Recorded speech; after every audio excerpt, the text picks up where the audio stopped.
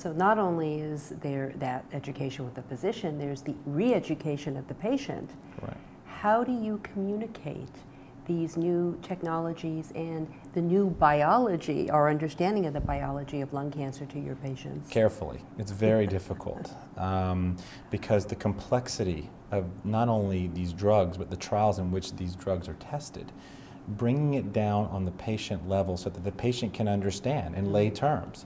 And the patient is a very educated person. So truly, they have a lot of information they're looking up on the internet, and how to convey the message of the drug, what the drug's used for, the side effects, the complexity, down is one of my most challenging roles as a physician, and one that I think is very difficult to do, because as physicians, we get so caught up in the scientific data, and even when we're relaying this information to the patient, we sometimes slip, and scientific words come out of our mouth, and it confuses the patient. So you really have to be very approachable to the patient, and really convey the overall message, so that you only have 30 minutes with the patient, sometimes 15. 30 minutes? Yeah, that's a long time these days. So most of the time 15 minutes.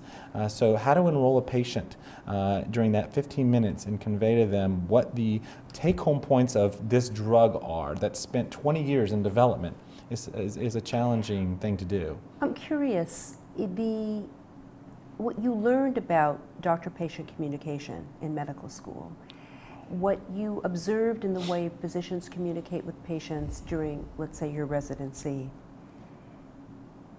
and you compare it to right now, today, are there some differences? Are you, and certainly the patient of today is far more educated and aware and expecting something else, seeing themselves as medical consumers oftentimes more than patients from when you started medical school. Yeah, I would say when I started there was very little formal education, and I don't know how much formal education there is now. Most of what I learned about how to relate to patients comes from personal experience and comes from watching my mentors and sort of hand selecting the things that I want to adopt versus those communication skills that I don't want to incorporate.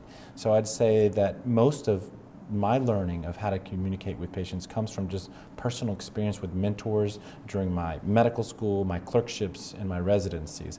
I think there is some changing going on with the basic curriculum of medical school, with the incorporation now of a clinical skills exam, a formal clinical skills exam that is now all medical students have to take. That was never there before, where communication is looked at.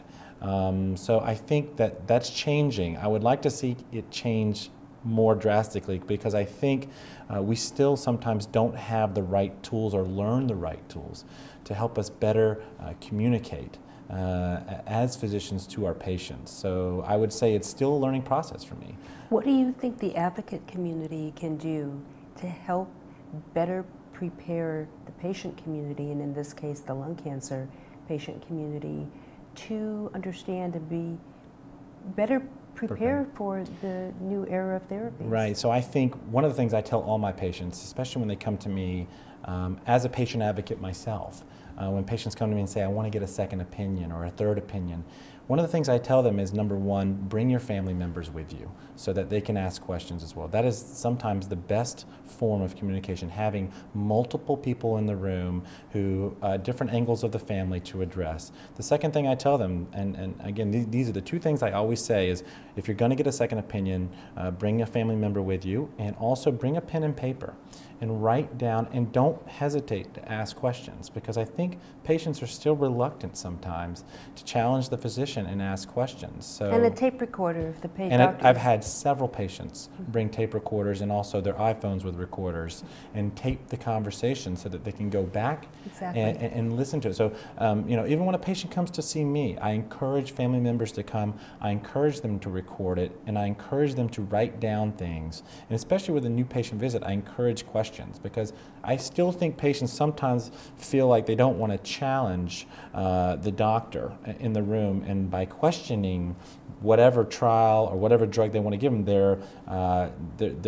it's being viewed as a challenge. And I think we have, as physicians, we have to be approachable, and we have to get down at eye level with them so that we can encourage these sort of questions, and so that they make an informed decision on how they should be treated.